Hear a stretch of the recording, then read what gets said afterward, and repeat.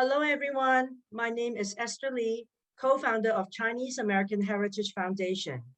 CAHF promotes the recognition, appreciation, and celebration of historical contribution made to the United States by citizens of Chinese heritage. Welcome to day 28 of our 31 days of webinar celebrating AAPI Heritage Month. It is our pleasure to have Indian Association of Greater Boston co-sponsoring this webinar with us. Joining us is the President, Sanjay Gowda, and he will be introducing our moderator and panelists for this evening. During the presentation, if you have any questions, please type them in the Q&A function at the bottom of the screen.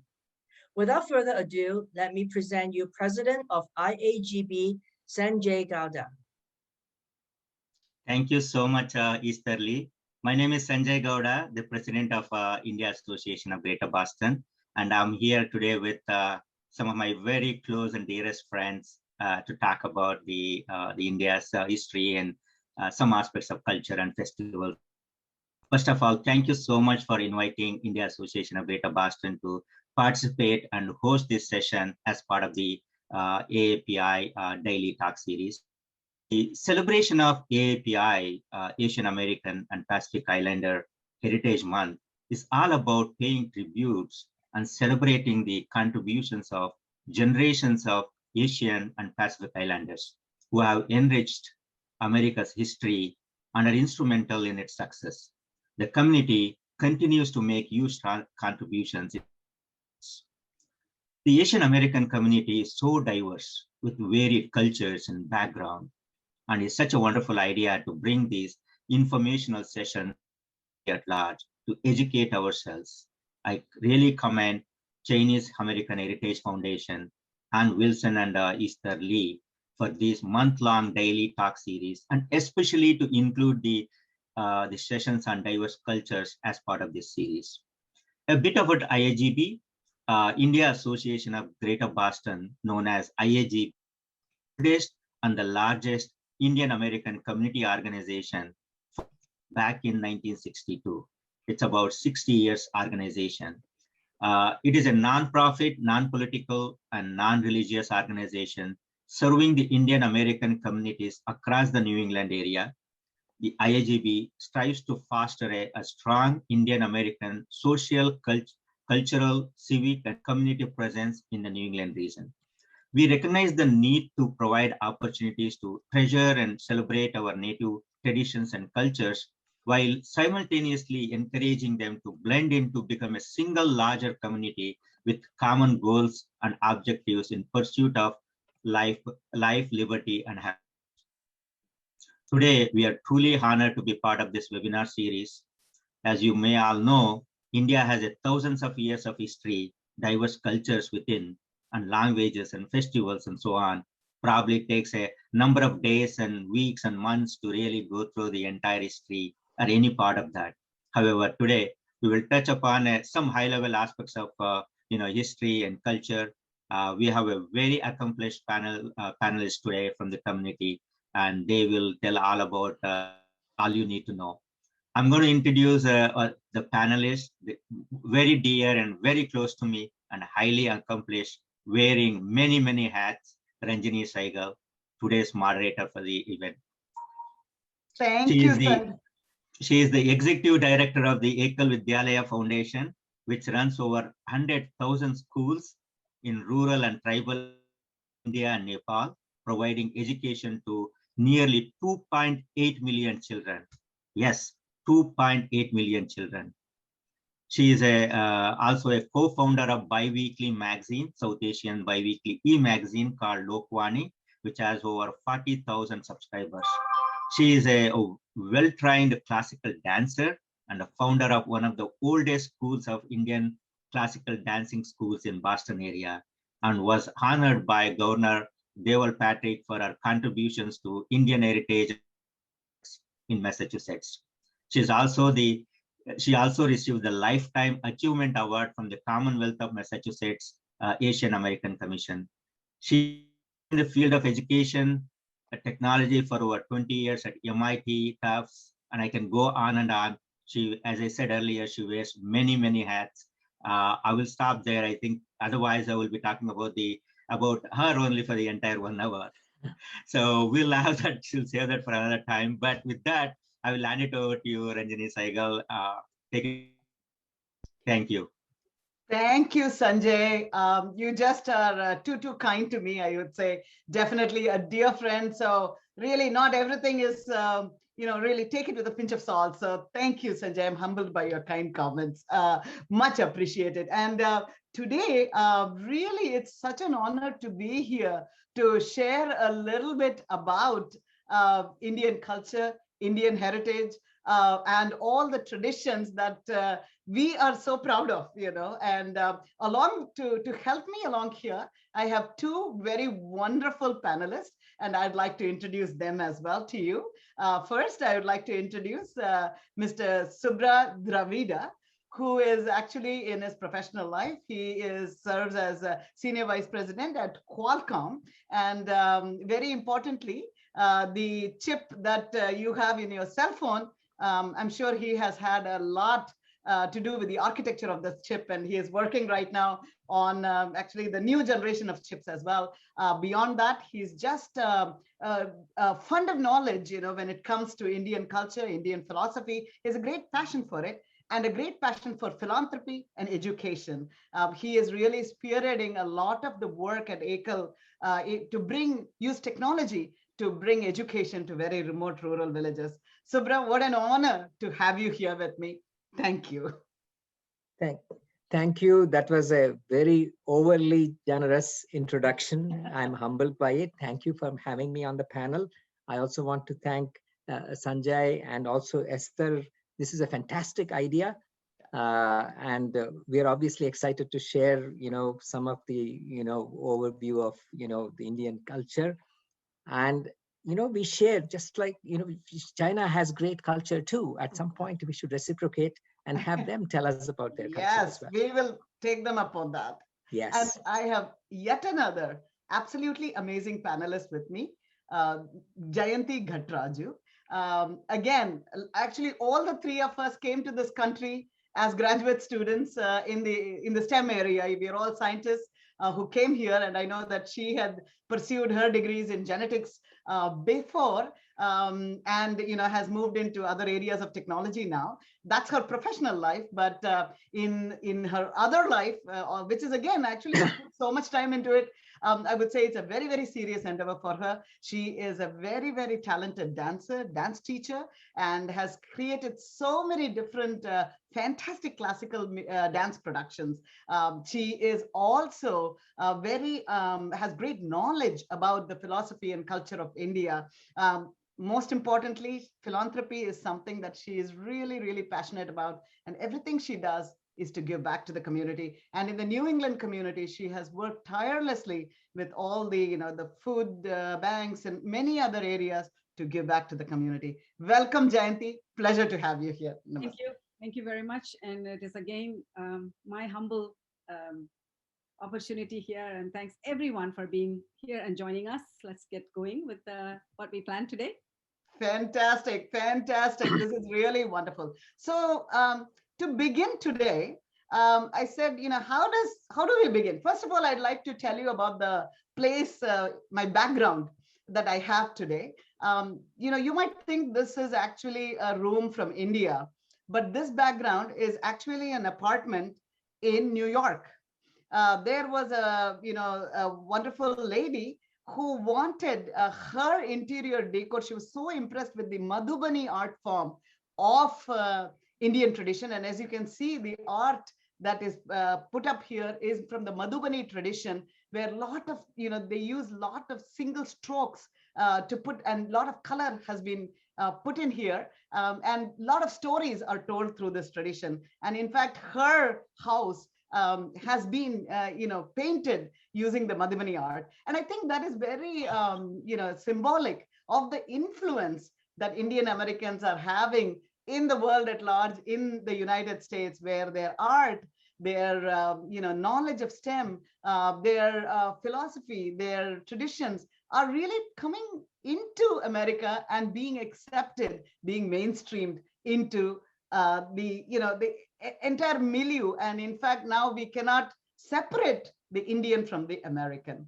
So I will make a brief presentation about who are we, and how, if you meet an Indian, how would you behave with them? What it is that you need to tell them, or how do you work with them? So first of all, when we meet each other, the first thing we say is namaste. We put our hands together and say namaste. And what it means is, namaha, I bow to you, to you. I think in all Asian cultures, this idea of being humble in front of others is very, very key. And I know that in other Asian traditions, there's a bow that happens, but in our case, that is shown with the folding of the hands. And the symbol there is that we recognize that divinity is in all of us, and that is the divinity that I am bowing towards. Mark Twain said, India is the cradle of the human race, the birthplace of human speech, the mother of history, the grandmother of legend, and the great-grandmother of tradition. So it is really difficult, in fact, to show how all of that happens, in the few slides that we are having here today. So I'm going to try and play this so that you can get a brief overview of what the Indian culture is all about. And I'm going to go here to tell you that if you look at the history of India, if you go right back to the 1st century, it was actually one of the most, I would say, the successful economies of the world. And till about the 1700s, like China, it was the shining star on the planet. And in fact, it was to find India that Columbus set out when he accidentally found America. India and America have a lot of similarities. For at that time, India was the place that was attracting people from all over the world. There were people, some of them came for trade, yet others to learn in India. And there was a group of people who often were refugees who were persecuted in other countries for their religion. One example is the Zoroastrian community, which actually found a home in India. Today, America has again become that beacon of light that is attracting a lot of immigrants into the country. Of course, India went through its different phases of economy. As you can see, the colonial period really impacted Indian economy significantly. And after independence, again, the economy is on the upward trend. So if you look at Indian immigration to the US, it has started, there are Indian Americans in the US, I think almost from the very beginning of settlement in the United States. Even at Plymouth Plantation, I'm told there was a boat that brought a couple of Indians who came as part of the colonial family that came to settle here. And then the initial settlement happened with actually some of the people from Punjab, when they came in to British Columbia. Actually, they came into British Columbia, but unfortunately, they encountered some racism and decided to move from British Columbia into California, where they settled and became farmers. So that was some of the initial immigration that happened. Fast forward, actually in the 1960s, there was a big change in the immigration law. And at that time, there was a huge influx from India. Particularly, there was a big need for doctors and nurses at that time in the United States. And thus, there were special immigration privileges available to doctors. And that brought a lot of doctors into the United States. Many students also came to the United States pursuing graduate studies. The student visa was also made available in the 60s. And actually, one of the most famous students, now I should say, is Miss Shyamala Gopalan, who came in the 60s and stayed on here. And today, as you all know, her daughter has become the Vice President of the United States. So it is really a very, very interesting story of how the immigration happened. Today, if you look at this chart, as you can see, there has been a growth. 2015, I think it was about 2.39 million. Today, I think the estimate is actually closer to 4 million. So it's a nice chunk of the population, and they have been occupying all different professions in the United States.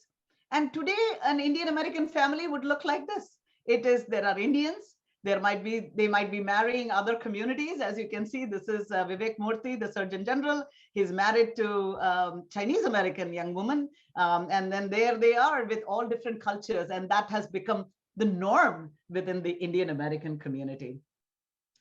So if you look at the Indian American community, one important thing for you to remember is that there are really a variety of cultures that are represented within the Indian diaspora. India itself has several states that are actually distinctly different when it comes to their language, that comes to their traditions and their cultures. Of course, there is a common thread that binds us all together, but yet there are significant differences, which is what makes India a very interesting country. Unity and diversity is what we always talk about when we talk about India. Amongst the Indian Americans today, if you see, while many different languages are spoken, the mother tongue of Hindi is the most prevalent one that is there.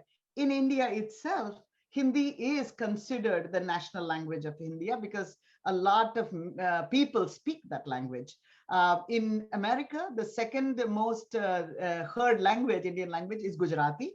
And the third one is Telugu. It is just because immigration from these communities has been very gone on for a very long time. And hence, these three languages are spoken very, are very prevalent in the United States. So if there is a language you want to learn, Hindi is a good one, or Gujarati is yet another one that you might learn to, talk to other Indian Americans in the country.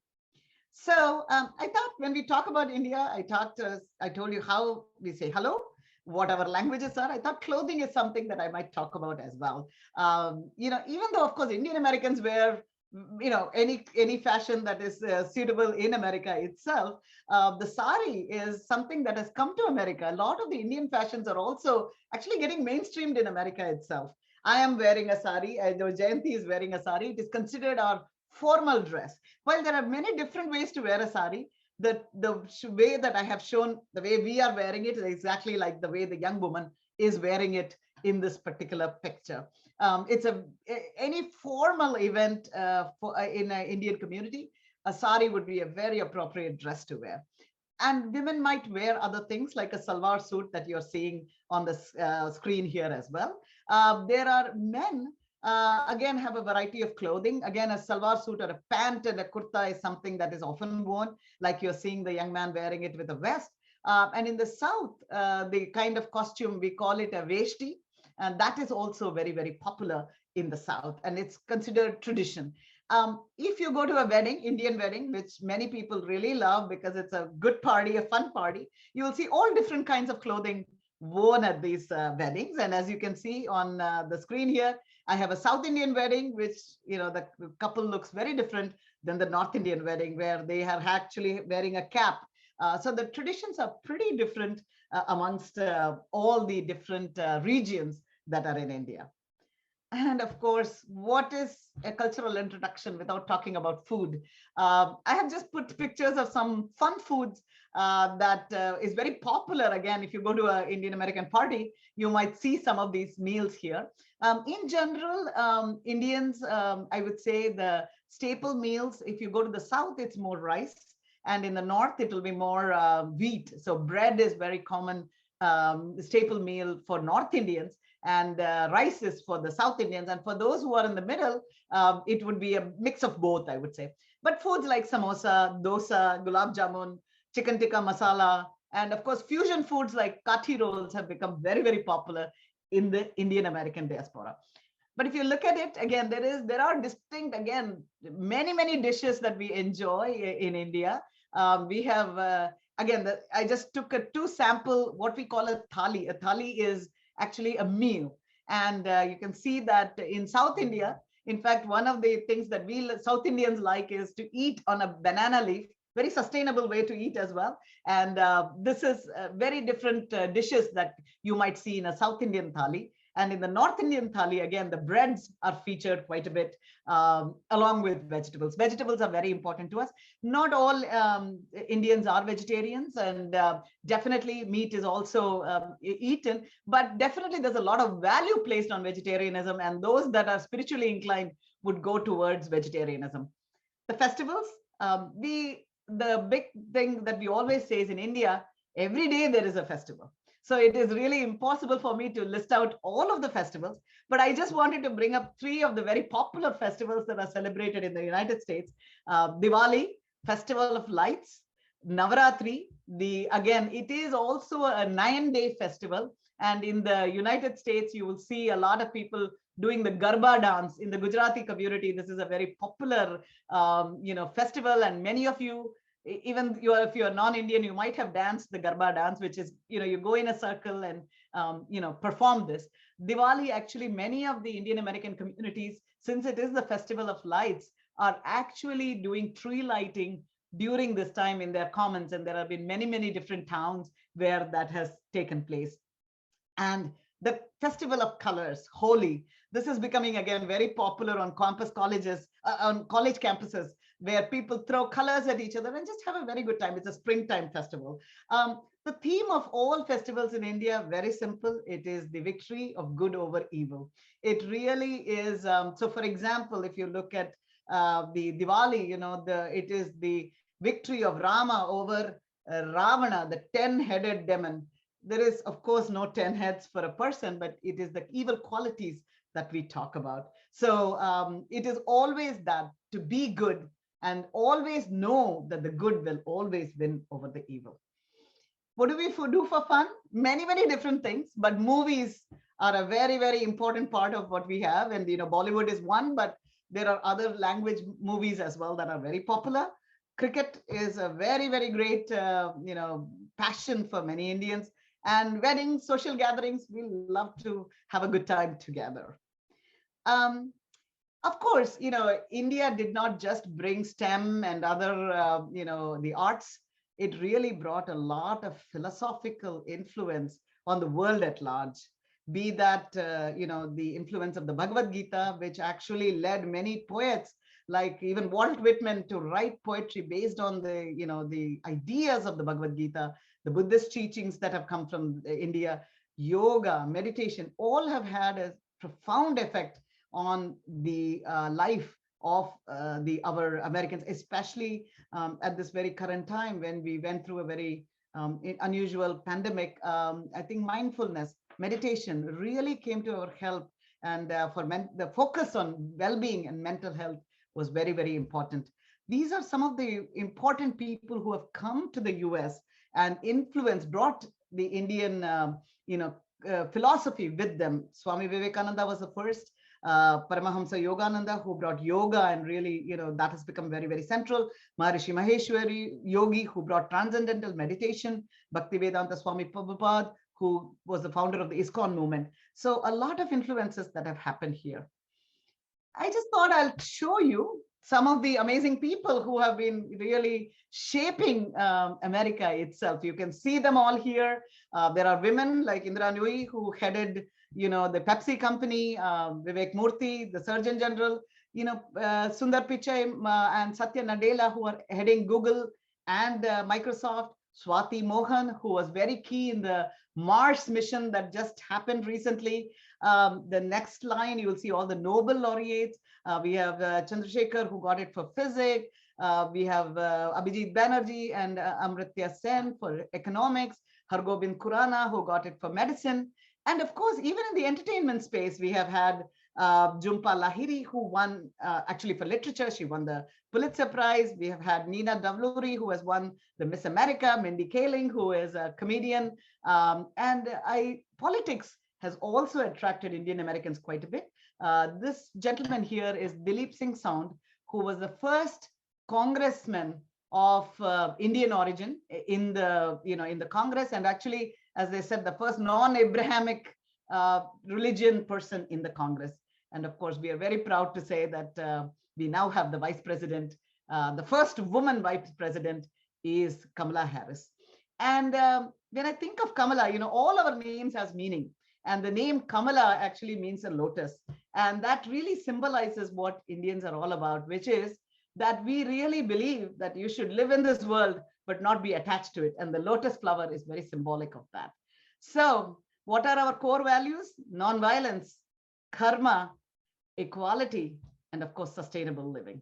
And this is what really makes us who we are. At this time, I would like to turn it over to Subra to really go a little bit in depth into these foundational principles that have shaped our being from centuries and have influenced who Indian Americans are. Subra, would you like to take it over? I can't hear you, Subra. Could you unmute yourself, please? Yes. I will share some slides. Please. So I think I'm allowed, right? So yes, you are very much allowed to share. Okay. So is anything coming up? Yes, it's in a minute, in a second. There we are. Yes. Okay, you have it. All right. So let's start. I don't know why something is. I think you're just, you are in the, can you put it in the play mode? Play mode. Okay. How about you just, I think you are in the, stop this and then you can just, why don't you just. Okay, and use show, the grid. and then just use this. Let me try this. Yeah, let's just try this. This should be good for now. Is this okay? Yeah. Can you see this is perfect. Why don't we do this? Yeah, this is perfect. Yeah, okay, fine. So, okay, so we can talk for about history in a very time and era and period type of way, and that'll take a long time, and you won't remember the periods, nor will you remember the exact names and the dynasties.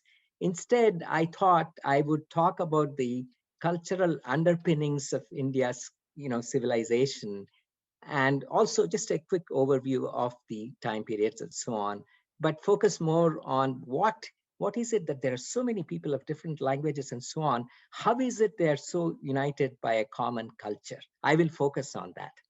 So first of all, for us, the roots of Indian culture and civilization are from what we call the Vedas. They are the earliest philosophical scriptures known to man, commonly acknowledged to be at 3,500 years old, or even perhaps before that. And they literally actually mean knowledge. Vedas mean knowledge. There are 4 Vedas that I have here: Rig, Sama, Yajur, and Atharva Veda. And basically, what do they contain? So they contain chants. We call them mantras. And you will hear a lot more about it from Ranjani ji as well as Jayanti ji afterwards.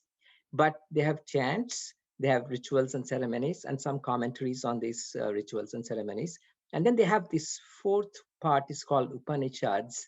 And they are very important because they contain very deep philosophy and meditations and so on. The other interesting thing is, a lot of our culture, for example, our music and so on, has connections to these Vedas as well. For example, these chants in the Sama Veda were set to music and rhythm and melodies, and they were sort of like the beginning of the classical music in India, and classical music in India has derived from those. And another interesting thing I should say is, when we talk about music and art, and Ranjani ji will talk about dance and so on, one of the most interesting things is these things are not merely for entertainment. The purpose of arts as well is to transcend from the realities of life and move people onto a spiritual plane. So all of this, ethos of even music and dance, all of this, the wellspring is from the Vedas. So I'll go to the next slide. So the Vedas, so they were like the foundational roots of culture and civilization. Then we have epics.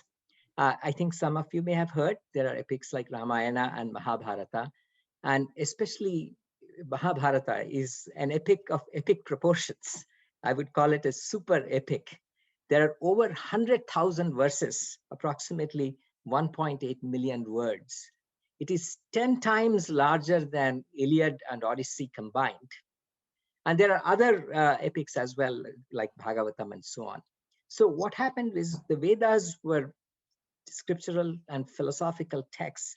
In these epics, they basically personify the attributes and principles mentioned in the Vedas. And they are in the form of stories that common man can understand and relate to and appreciate. So what these epics have done, they have given rise to a fantastic number of beautiful temples all over India.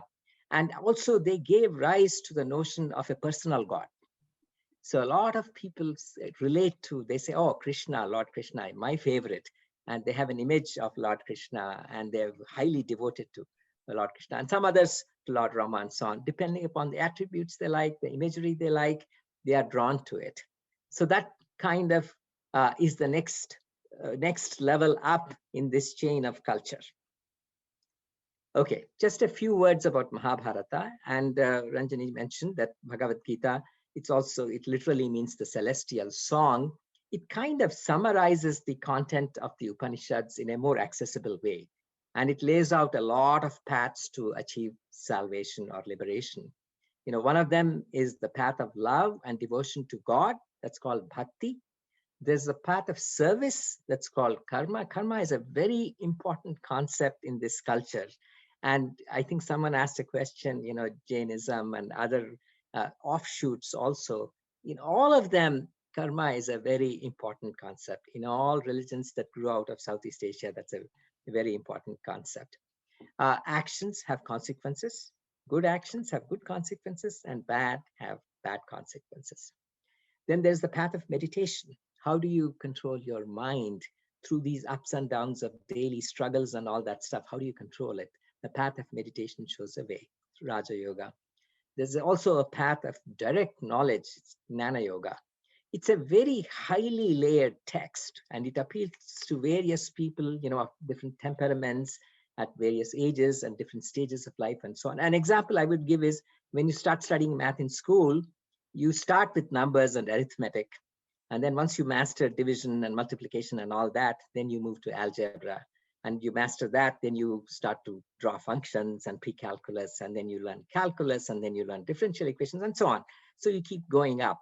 Similarly, it's a very highly layered text. It appeals to the entire humanity. It has lots of interesting things, a lot of practical ideas that young people can use. It has meditation and concentration and focus and how to succeed in school and all sorts of lessons that you can draw from this. This is a beauty in and of itself, and it has kind of, you know, united many parts of the country through the various teachings.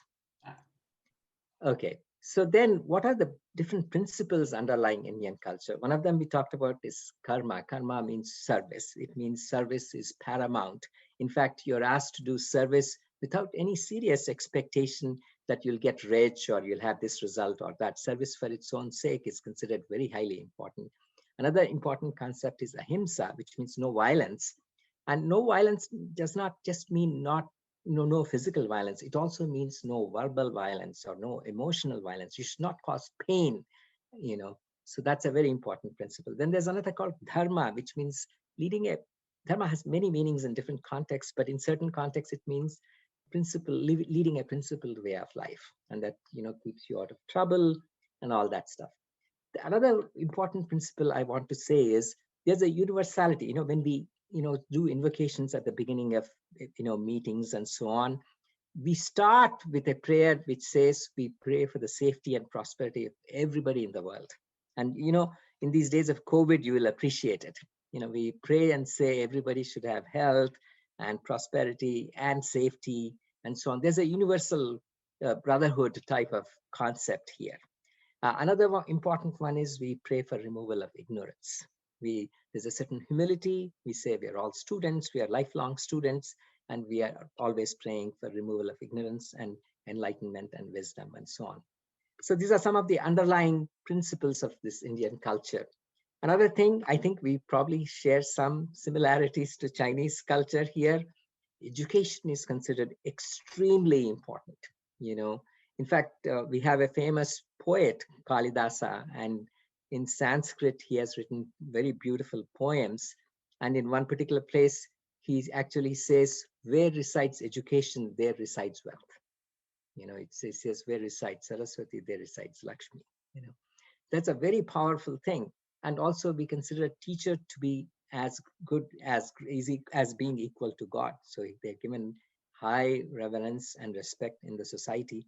So for all these reasons, we highly value education, you know, and that's why you can see that in general, in the Indian American community, values, you know, education highly, no matter what they want to do. They want to become politicians, they want to become lawyers, they want to become scientists, doctors, engineers. They highly value education.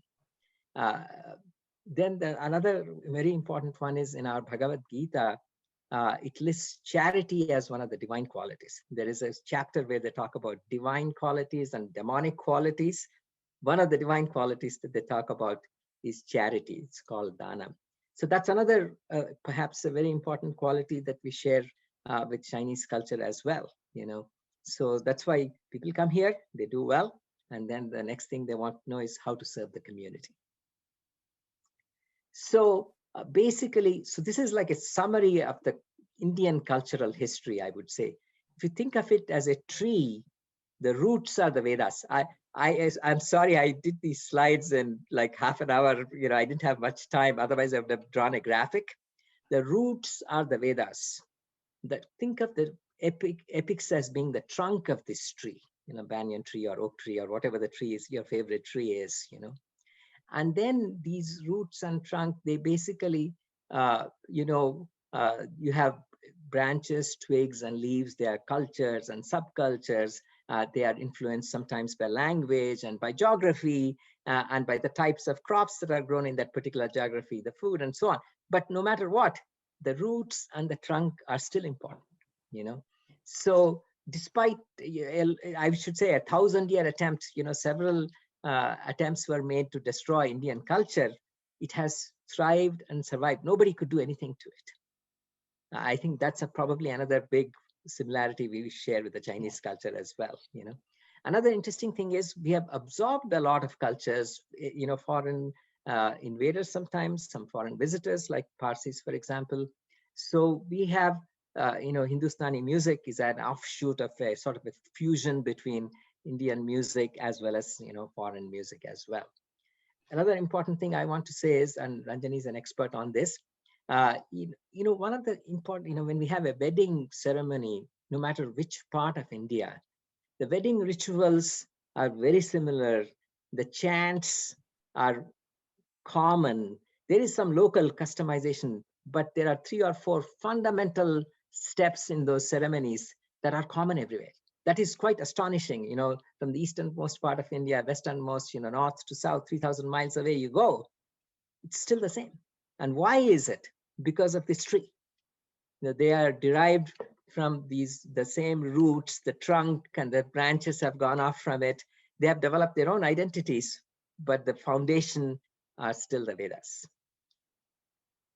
Okay. So I don't want to take too much time. So I just want to frame the overall, this period of Indian history here. It's kind of overly simplified, you know, so there were lots of interesting things. Basically, there's, you know, very ancient, you know, excavations we have seen in Mohenjo-daro, Harappa, Meergad area. They actually go from 7,000 BC to 1300 BC. They were actually now in Pakistan, these areas, there was a river called Saraswati. And then that river now has dried up. So people started to move more towards the Ganges plains. And then, of course, you had all these periods like Maurya period, you know, which sort of coincided with Alexander the Great's time. And he actually, if you recall, went all the way through Afghanistan and actually was stopped in India. And then he kind of tried to return and he passed away in so doing, you know. And then there's the Gupta period, the Delhi Sultanate. So these are all various periods of our history, and perhaps in some other lecture or another such get together, we can talk in details about more of these. And then, of course, there was the Mughal period, the British colonization, now the post-independence period from 1947 onwards. One thing I will mention is, I'm sorry, I missed it here. In south of India, there was a dynasty called Cholas, you know, and during their time, recently they found these inscriptions from about 1,000 years ago. It was in 900 AD or so in a temple in Tiruvandrinur, Tiruvanidranoor, I think that's what it's called. They found inscriptions which laid out how how a democracy should work. They said this particular city, I have divided into 30 wards, and each ward is going to be ruled by a committee. One member of that committee is responsible for water. Another is responsible for cows. I mean, it was very interesting. And they laid out criteria for how they should be elected and how they should self-govern. So these ideas of democracy are not new to us.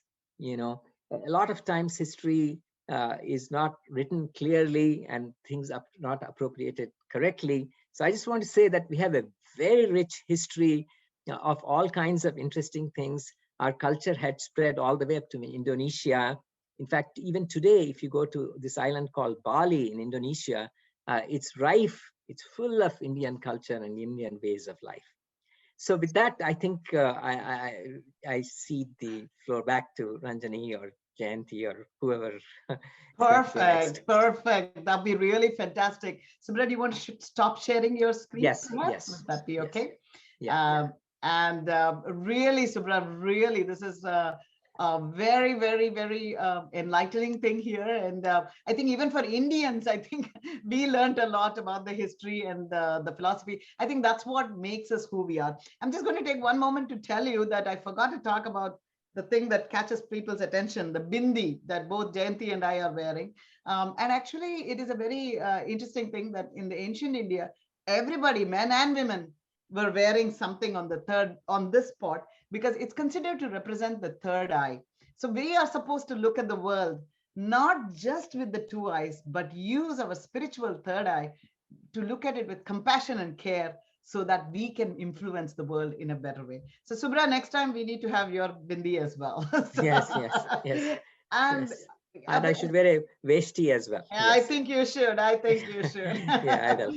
Yeah. And I was going to say that really, Subra, that was fantastic. And then the other important part, that one of the things you mentioned is that our books don't just write things in a factual manner, but there is so much poetry. There is so much, dance and music. And in fact, there is, in addition to the 4 Vedas, there is a 5th knowledge source, which is called the Natya Veda, or the book of knowledge of dance and music, which is supposed to be the best way to convey any message. And so I'm going to turn it over to Jayanti Ghatraju to tell us a little bit about the different forms of music and dance and how they have been. And I know that the American forms have been influenced by Indian forms and vice versa. So over to you, Jayanti. Thank you. Subra, I don't think I can ever beat anything that you have said, because the slides are so beautiful, and on the chat we can see that somebody would like to have the presentation, and I would like a copy of it too. Surely. And surely. Ranjani mentioned we are all learning. It's just that we learned a while ago, and then maybe we have lost touch. So it's actually a good opportunity for us to go back and revise our own culture and where we have come from. And Ranjani, same thing with you. Your presentation was just wonderful. Thank you. So now I'm going to start talking about Indian classical music, dance, and Vedic chants.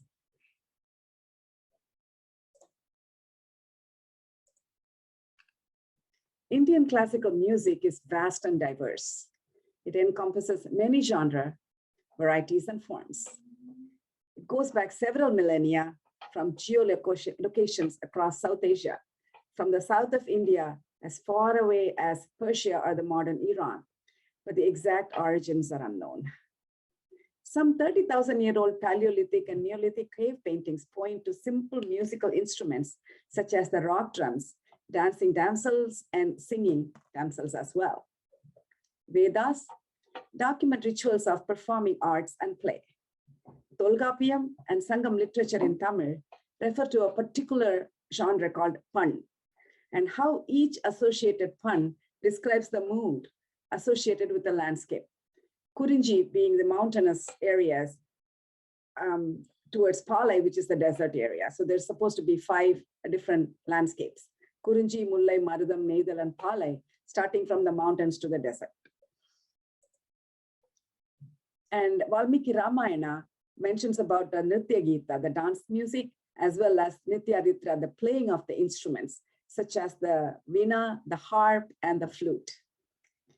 In the medieval era, from the early 14th century, we have several reports of concerts and competitions from the Khilji dynasty. In the 20th century, one of the early concerts was by the Bangladesh-born Ustad Ali Akbar Khan in 1955 at a concert in New York that triggered Western curiosity towards Indian classical music. Subsequently, several of his disciples followed suit. In the 1960s, jazz pioneers such as John Coltrane and George Harrison predominantly collaborated with instrumentalists. One of the star of those days was Pandit Ravi Shankar and Ustad Vilayat Khan from Indore and Ustad Abdul Halim Jafar Khan from Kolkata. Pandit Ravi Shankar's favorite tabla player was Ustad Allah Rakha, and then his son Ustad Zakir Hussain in the percussion world, whom we all go back and know so very well. In the 1980s, Pandit Hariprasad Chaurasia created quite the sensation on his bansuri, which is the bamboo flute, and many serious musicians started creating waves in the East meets West ocean. Although the pioneers seemingly were all from the Hindustani style of Indian classical music, Carnatic musicians such as Srimati M.S. Subbulakshmi, Professor T. Viswanathan of the Wesleyan University, Flute Mali, Veena Balachandar, and Chitti Babu, to name a few, inspired Western audience as the torchbearers of Carnatic music. Now, a very cursory look at Indian versus Western music. Again, these are two different oceans, and it is very difficult. It is overly simplified to say, to put it in words or in a few bullet points. Indian music is based on the concept of Shruti, which are the microtones. The swaras are the notes, and the alankar or the ornamentation. The raga are the improvised melodies, and to a rhythmic pattern called tala. The tonal system divides the octave into 22 segments called Shruti, most of them equal to about a quarter of a whole tone of the Western scale. There is a much greater degree of improvisation or manodharma with a goal to create a trance, a mood of internal bliss. Ragas are not typically composed, but evolve over the centuries. So they don't represent a universal, necessarily the composer's idea, but it is actually an evolving universal idea of the world. There are two major styles called the Carnatic music, that is from the south, and Hindustani, that is predominantly practiced in the north, east, and central India. Both are based on the 7 notes, the sa, re, ga, ma, pa, da, ni, that correspond to the do, re, mi, fa system in the Western world. Traditions of Indian classical music points back to Samaveda. Hindustani music diverged from Carnatic music around the 13th and 14th century due to the Islamic influences. But it developed a strong and diverse tradition. It took they were influenced by the ancient Hindu musical traditions, along with the historical Vedic philosophy, but also incorporated the Persian performance practices of the Mughals. Classical genres such as Drupad, Dhamar, Khyal, Tarana, they all started evolving, and there are also several semi-classical forms. The root of the Carnatic music, Karnam, comes from Sanskrit, 2 words. Karnam means ears, and Atakam means that which is sweet, and that lingers on. So time poised the way to the diversification of music into Marga Sangeet, which is the music of the gods, and Desi Sangeet, which is the music of the common people. Folk music and today's Bollywood music all fall under the Desi Sangeet, giving importance to seeking audience responses and feelings. Coming to classical dance, classical Indian dance form, every one of them comes from various regions. And the roots are traced to an ancient sacred text in Sanskrit, again, called Natya Shastra, that dates back to 200 BC. The slide here shows the Adda Mandali, or the basic stance of Indian classical dance. Dance in general is defined as a sequence of expressive variations. The famous bee dance is one of the nature's best examples of communication. There is a round dance that is for food within 25 to 30 meters or closer, and a waggle dance that is for food that is far away. So that gives the direction and the energy to fly to get to the goal. Birds and the animals all have their own innate way of communication. In the process of evolution, dance became stylized to a mode of worship, expression, and entertainment. The history of Indian classical music according to mythology, is something very interesting. The celestial beings and the common people felt that the Vedas were too stylized and too formal. So they pleaded to Lord Brahma, the creator, to create a new Veda that could be seen and heard and would be simple enough for the common man to understand. So it is believed that considering this request, Lord Brahma created the Panchama Veda, or the fifth Veda, called the Natya Veda. It is believed that he has taken the words from Rig Veda, the gestures from Yajurveda, and the Gita, the music and chant from Sama Veda, and the emotional and emotional element or rasa from the Atharva Veda to form the fifth Veda called the Natya Veda. Several Indian classical forms, as I mentioned earlier, every region has its own. Bharatnatyam from Tamil Nadu, Kathak from Uttar Pradesh, Kathakali also from Kerala, Kuchipudi from Andhra Pradesh, Odissi from Odisha, Hatriya from Assam, Manipuri from Manipur, and Mohiniyattam from Kerala. Although these are classical forms, every region has stylized and unique semi-classical dance forms and folk forms that make India's culture rich and vibrant. Bollywood dance that we see today incorporates several aspects of classical and the folk moves. Now, moving on to the next aspect, the Vedic chants. Vedas, meaning knowledge, are the oldest text of Hinduism. Derived from ancient Indo-Aryan culture of the Indian subcontinent, Vedas began as an oral tradition that was passed down through generations before finally being written in a time between 1500 and 500 BCE. The focus of the Vedas is on the messages and not necessarily the messengers. Vedas are structured in 4 different collections containing hymns, poems, prayers, and religious instruction. Hymns and verses came about from sages through their inspiration and creativity from the Lord himself, who then handed them down through generations by word of mouth. As we saw earlier, there are 4 Vedas. The Rig Veda is the oldest of all and describes the Aryan pantheon of gods in great detail. The most important deities were the god of fire, the god of heavens and war, also the protector of the enemies, the sun god, the god of wind, and the goddess Mother Earth. Sama Veda, widely known as the Book of Songs, the word is derived from 2 words, Saman and Veda.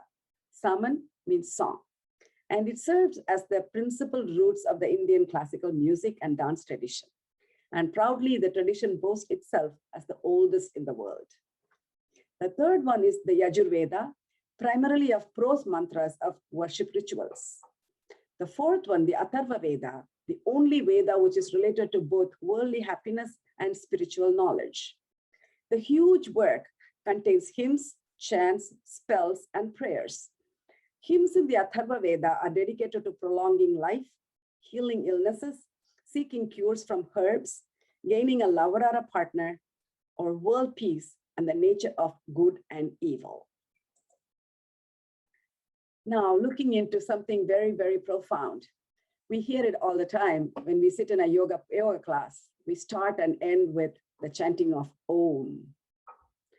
Om has its roots in Hinduism, and it's an ancient mantra that sages believe to be the primordial sound, the sound of universal creation. The literal translation is said to be everything and everyone, signifying Om represents the entire world and all of its sounds. Pronounced correctly, Om or Aum has 4 syllables, A, U, Ma, and a silent syllable. When chanted correctly, Om vibrates at the frequency of 432 Hertz, the same vibrational frequency found in all things throughout the nature. The practice of chanting Om was adapted by many different groups. According to Swami Paramahamsa Yogananda, Om or Aum of the Vedas became the sacred word Hum of the Tibetans, Amen of the Muslims, and Amen of the Egyptians, Greeks, Romans, Jews, and Christians. Over time, Om has also become a symbol for yoga practice. Scientifically, Om is a monosyllable, which helps to slow down respiration and prolong exhale when chanting it, says Shirley Tells, a neurophysiologist and director of Patanjali Research Foundation in India. Tells helped conduct a study published in 1998 that measured autonomic changes while mentally repeating Om. The study chose Om as its meaningful symbol, and the results showed that due to the word's significance, participants experienced an increase in focus, slower and rhythmic breathing, as well as fine-tuning of the thinking cortex. So I would like to leave you with a practical chanting of how to do the Om, and we typically repeat it 3 times. I hope you enjoyed and got a glimpse, a very, very small glimpse of the whole Indian culture and the several aspects of it. Again, it's a vast ocean. It's not just an ocean, it's a vast ocean. And these are only the tiny droplets that we were able to give you today.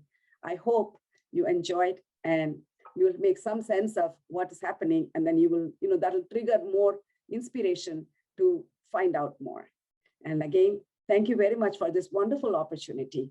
And we want to hear from you about the Chinese culture, and so we can learn about your culture as well. Namaste.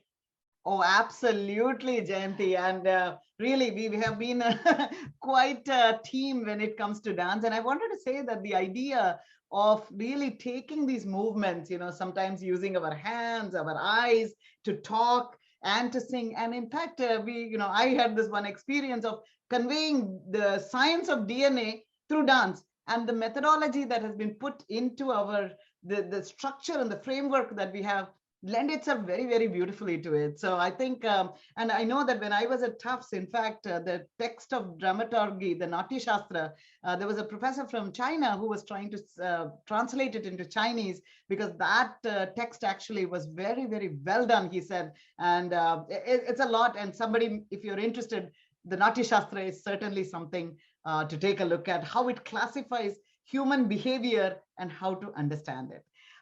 So great, thank you. And one more thing, that how the themes of the Indian classical dance have evolved, and how many of Jungle Books and many others, as you said, it's not about a religion per se. It's pretty much about how we express ourselves and how we communicate. And also, it's not just about the worldly experience, but it is also the bliss, the internal bliss that is evoked from within. And that's very important aspect of it. Everything is spiritual. Everything is to educate. Everything is to give a good message. Very, very important. Thank you, Jayanti. And now I'm going to go over to Subra again. And, one of the things that we see amongst the Indian Americans is that this real interest in science and technology. And Subra, I think we have a long tradition of science and technology, and is that probably what makes the basis for how we are today. I know that in front of CERN, the beautiful Nataraja is there. So spirituality and science come together. And Subra, would love to hear from you that history a little bit. Please unmute yourself. Okay, so once again, I'll use a few slides to see if you can see it. Yes, we can. Okay, yes. So yes, like everything else, just like even many aspects of entertainment, even science was actually integral to our spiritual life. People were looking at astronomy, all of these interesting problems. So I'll just do a summary here. The concept of zero has been integral to Indian number system and mathematics for the longest time, and then there was a period, very rich period of mathematical innovation. Aryabhatta, Varahamihira, Bhaskara, Brahmagupta. These were approximately 400 to 600 AD. They used very detailed decimal system, compound interest, quadratic equations, trigonometry. In trigonometry, the words sine and cosine are actually literal Latin translations from words that were, in Sanskrit, they're called arjyardha. They went to Arabic, got translated into Arabic, and eventually into Latin and became sine and cosine, So they did a lot of work on trigonometry. And then subsequent to that, there's a Kerala school. Ranjani is from Kerala, so there's a very famous Kerala school, Madhavacharya being one of the most prominent mathematicians there. He came up with series expansions of trigonometric. In other words, for sine, what is a series expansion? For cosine, what is it? And so on. That's basically nowadays recognized as what we call Taylor series, Maclaurin series. There are other names for it more recently, but they were done well before Newton or Leibniz, right? They were done in like the 15th century or so. Now they're recognized that they're basically the origins of differential calculus. So definitely integral calculus was invented by Newton and Leibniz, but differential calculus was actually, how functions behave, in small incremental spaces was already known through Madhavacharya's work.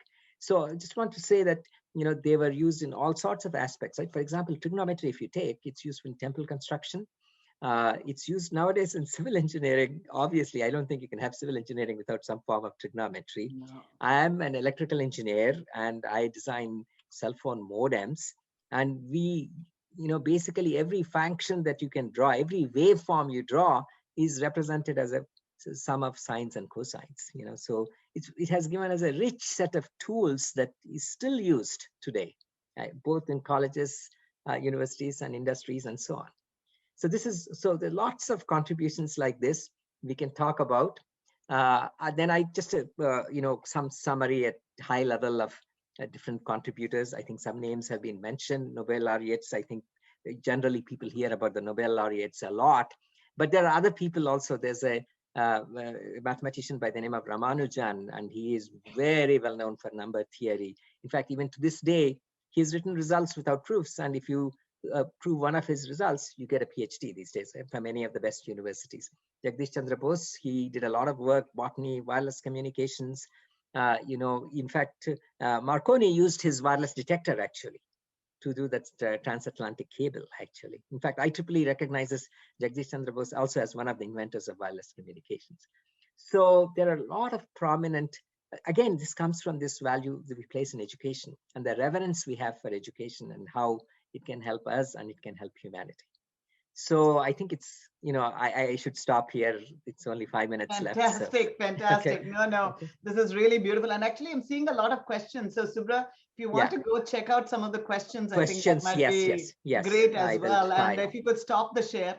I just wanted to, say that really, I think that history of, love for knowledge. By the way, the goddess, the person, the divinity that represents knowledge is a woman. So that just so happens that in the Indian tradition, actually, as they always say, all the important portfolios are held by female goddesses. And, so we, think of God as an entity with, both male and female is very, very important. So as you can see, really, it is, amazing that the foundations that has been put together have been influencing everything. Oh, I see Esther says we can go up to 9:10. So maybe we'll just take a couple of more minutes to talk about, very importantly, all of the, I'm seeing a lot of questions in the chat here that, like Mark Twain said, we have been the cradle of civilization. Indian, there's a lot of thought that has come out of there. And really, because of the Silk Road, a lot of exchange with our neighboring countries, with China, especially. I think when I visit China, I can feel a sense of belonging because there's a lot of similarity in the cultures, whether it is Korean, Chinese, all of that. Definitely Buddhism, took off quite a bit from India. It was well developed in China, I would say. It took, while Hinduism was really being richly developed in India, Buddhism did develop even beyond in China. And the thoughts, there was a lot of interchange of thoughts. There was a question about other religions in India. In addition, of course, the religions that were born in India, of the the major ones were Hinduism, which is actually a set of very different, wonderful philosophies that Subra outlined. Jainism, Buddhism, Sikhism. And these were our big religions that came out of India. They are non-Abrahamic. And of course, the other religions, Islam, Christianity, Judaism and Zoroastrianism have a big presence in India. And in fact, we have a lot of Jews also who, fled their countries when they were being persecuted, and they have found a place in India as well. So it's a real rich amalgam of different traditions that are there. But the India-born religions obviously have the concept of karma and dharma and all of that. There's been a lot things that kind of tie them together. And this idea that you are here to really get moksha evolved to a different spiritual plane. In fact, science, math, everything, the focus was not to gain money, not to control nature, but even Albert Einstein, it is said, was very guided by that. In fact, felt a little disappointed that his theories were used more to control the world than to control the inner spirit. So I think that's a important point to remember. Even our music is very much about really getting to the next level in spirituality. Yehudi Menuhin pointed that fundamental difference out between Western classical and Eastern classical, where Western classical was to bring the community together, whereas Eastern classical is to really reach the divine, and thus it becomes a solo manodharma kind of piece. So finally, I would like to say that the art and architecture of India has really influenced all the region around. The Garuda bird, is actually a symbol in many different cultures, and I think the idea of chanting is also very, very core to India, and the idea that messages cannot just be conveyed through words, but indeed the intonation, the perfect intonation is as important to convey the message and the meaning as is the words themselves. So Jayanti, do you want to share a couple of ideas about chanting, and as a final, maybe present a couple of chants that we can hear today?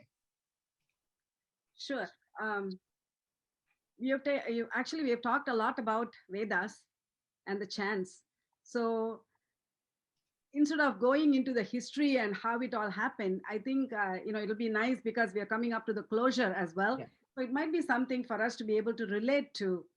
And basically what it is that the chanting of the Om, and I'm sure we all agree that it's a primordial sound. It has nothing to do with a particular religion or anything, but that Om is supposed to be like the engine of a whole train, freight train, or our passenger train. What it is that it has so much of capacity and power to drag everybody else. So even if it was just said by itself, chanted by itself, it has so much power that one doesn't need to know anything. All we need to be able to do is just to be able to chant that Om, and that is supposed to calm down the mind and go inwards towards whatever our best is. So that's one of the points that I wanted to highlight. And the second thing is also about the significance or the importance of Gayatri mantra. And Gayatri, we said that it's a goddess, but at the same time, as Ranjani mentioned, it is actually the collection of male and female. It's just the combination of both. And it is so important in our culture. And even Shiva that we worship is an Ardhanarishwara, and it is actually equal. Man and woman are equal, and that's what that particular icon symbolizes. So it is the importance of having this Gayatri mantra. They say the chanting of the Gayatri mantra is actually brings out the best and chants happiness. In fact, all the Vedas, for that matter, not only gives happiness to the chanter, but it also to the listener, and it is also to the entire environment. And that is one of the things that we appreciate here. And growing up, I'm not sure how much I really understood, but certainly as, in fact, coming to America and sitting here, especially in the COVID times, has made me realize, going back to the roots, how important it is. I'm only a very beginner 101 level, but I want to say that it is something that is so important that anybody is able to pick up and move on to. So the old, I think the vibrations, right? I think that's what everything is dynamics. So go ahead. And also, we all know the fact that our body is, 70% water, and we all know the effects of moon on us. Yesterday was a beautiful Purnima, and what they say is that if it can, we all know about the effects on the ocean, but it also has so much effect on us, our body, which is 70% water. So it's so important that we understand the vibrations. And even if one takeaway was how we chant the Om, I think that'll be a very good feeling. So I will be able to chant the Om in a way that it is Ah, Om, Ma. It's a combination of 3 syllables. And then maybe I can finish up with that. Go ahead.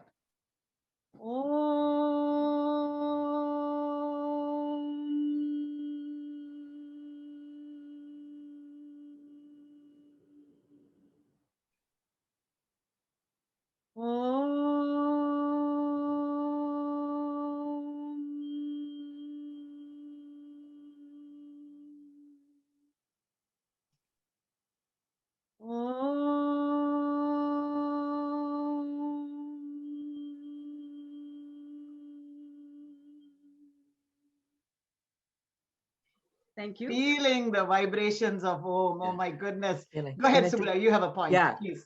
exactly as you both said. The phonology of chanting is extraordinarily important. It has been passed on from generation to generation. It's very important to do these chants in a certain specific way. And people have done all kinds of studies and have seen that they generate these beautiful waves that synchronize different parts of the brain. They have psychotherapeutic benefits as well, you know, I think from a practical point of view. But another interesting thing I can say is, it seems when they do these chants, they are strings of, you know, sounds, but they are placed in certain way that they have some inherent redundancy. It's just like in our communications, we send some data and we add some redundancy to make sure that I can catch errors on the other side. Similarly, when somebody chants and if they make an error, an expert can tell you just from the placement of these redundancies that you've made an error. It's a self-contained correction mechanism. Beautiful, beautiful. Subra, so I thought maybe we'll take just a couple of minutes to look at the questions here. So maybe Yes. Subra, I'll ask you this question. What is one or more aspect of the Indian culture that you would like seen taught in public schools? Public schools. Okay. From a very practical point of view, I think teaching meditation is probably very useful to the kids, you know, even leaving aside the theoretical stuff, however you wish to, you know, show, you know, or demonstrate meditation, a mantra, word, whatever it is, because it helps you focus, and focus helps you with concentration. That's extremely important for school students. And secondly, you know, even if they are in whatever, you know, especially kids and adolescents are stressed and all sorts of things, you know, it calms you down. So I would say from a practical point of view, teaching meditation is very useful to kids. Yeah, actually, in the schools, it has been, you know, a lot of importance on the mindfulness. Yes. Yes. So it's something that certainly is picking up, and it is being shown to be very useful. And I have done several demonstrations to people with special needs to be able to relate to and communicate and understand very simple things. So that's the other one that I would say in the school system. You know, some of the schools have they have this culture, and then they also have an aspect of it that they can get an expert to come and talk or do a demonstration, yes, you know, like that. So, but so I think yoga and meditation sounds like a very, very good thing to include in the culture. I agree with that. The other questions was about, you know, the other, Pakistan is also, we were one big country till the partition happened post colonization. So that was a big impact. Bangladesh and Pakistan were certainly part of the, you know, country. And in fact, Indus Valley civilization, the ancient civilization, is actually started in today's Pakistan. So much to be talked about there, and we can certainly talk about those interesting things at some point. Please, anybody who would like to use this slides here or you know, any of our talk today, I think Subra, Jayanti, is that okay? Sure, yeah, perfect. Permission full permission. Anything you find interesting, please take a look at it. I also saw this note from, by the way, Ray Lou is an anthropologist, about the influence of Farsi. Yes, the Persian influence also was quite a bit in our life. A lot of interchange there, and so you can certainly see that. Certainly in many of our music. I know that the tabla, the North Indian music has a lot of influence of the Persian music there. And in fact, I think in Kashmir, even the script is influenced a lot by the, the Persian script and things like that. And their language also is influenced quite a bit there. So I think we have taken a lot from everybody. When you think about India, we never talk about who we conquered. It only talks about where our philosophy went, whether it is Buddha's philosophy, whether it is anything. We never talk about we went and conquered something, so I think the right thing to conquer is heart. And that's what I think, I hope Indians have always done that. And it's really been wonderful the way America has, welcomed Indian immigrants and given us the opportunity. And the fact that so many people are, in good positions, it really means that there is a lot of welcomingness. But at the same time, that during these special times, as we are bonding together as Asian Americans, I think it is really important that we can, come together with our shared values. That shared value is based on our philosophies that we share. Buddhism is certainly one, but it is also the shared value of emphasis on education, emphasis on STEM, emphasis on giving back, emphasis on coming together. So I really think that it's an honor to be here today at the Asian American and Pacific Islander, in this month, and to see the focus there is to come together. And as Subra said, I think we will now ask you the favor of coming and presenting the Chinese heritage, Chinese American heritage as well, to our group. So I sincerely thank all of you. I would like to end with a chant that we often use. It is between teachers and students, but I think it's a chant that we can use anywhere. It says, Om Sehana Vavatu, may we come together. Sehanao Bunattu, may we have a good time together. Sahaviryam Karvavahe, may we do great things together. Tejasvina Avaditamastu, may our spirituality, our knowledge grow. Ma Vit Vishavahe, may we not quarrel over silly things. And as always, we will end our talk on the 3 words that we have used every single time. First, Om Shanti, Shanti, Shanti. May there be peace, peace, peace all around us. Thank you so much, Subra, for all your enlightening thoughts. Jayanti, as always, phenomenal. Thank you, Sanjay, for bringing us this panel here. And Esther, thank you so much for giving us this podium. And it's been a joy and a pleasure to do this talk today. Thank you. Sanjay, would you like to say a few words?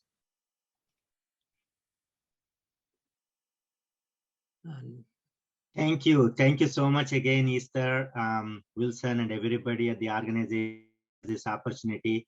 So we really hope that this was useful in at least to understand some aspects of what the Indian culture all about. Again, this can go on for a very long time to go through each one of these, and we hope to actually do that at some point of time.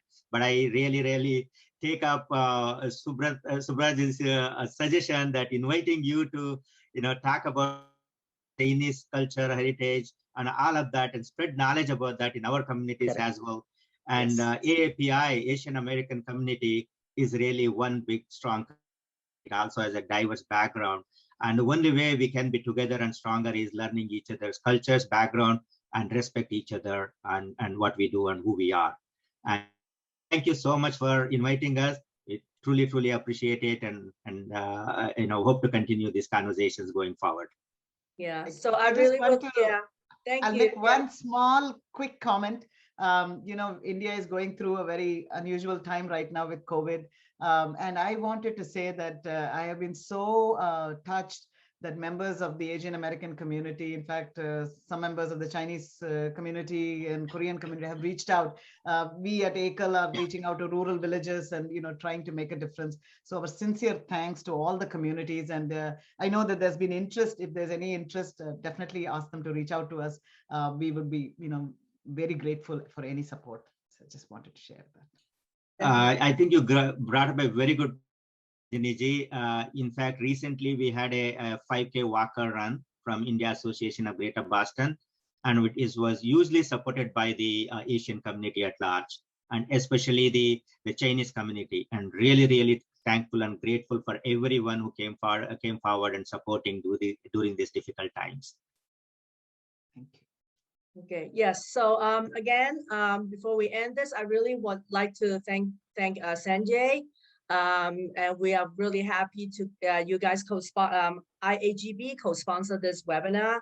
And also, I mean, amazing panelists, guest speaker. You guys have shared so much your Indian culture, music with us, and I learned so much. And I, like Sanjay said, this is just the first time we work together. I'm sure there's a lot we can learn from you guys as well. So hope that we can do another webinar with you guys.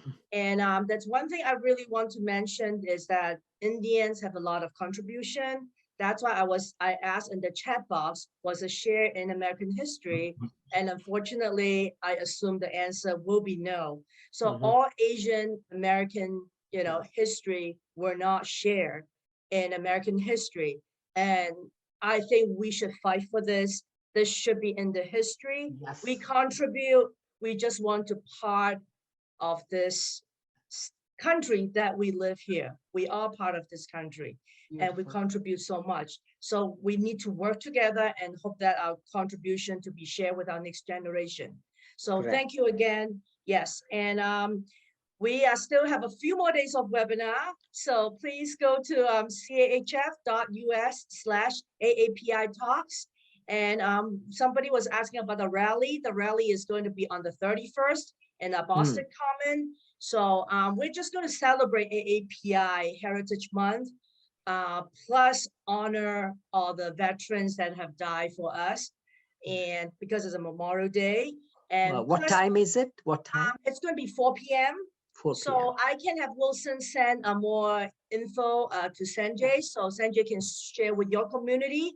We welcome all Asian Americans to come because we also will talk about Stop Asian Hate, and we want to just fight it together as a team, not just for Chinese, not just for Japanese, or not just for Black. We want to all fight together as one body.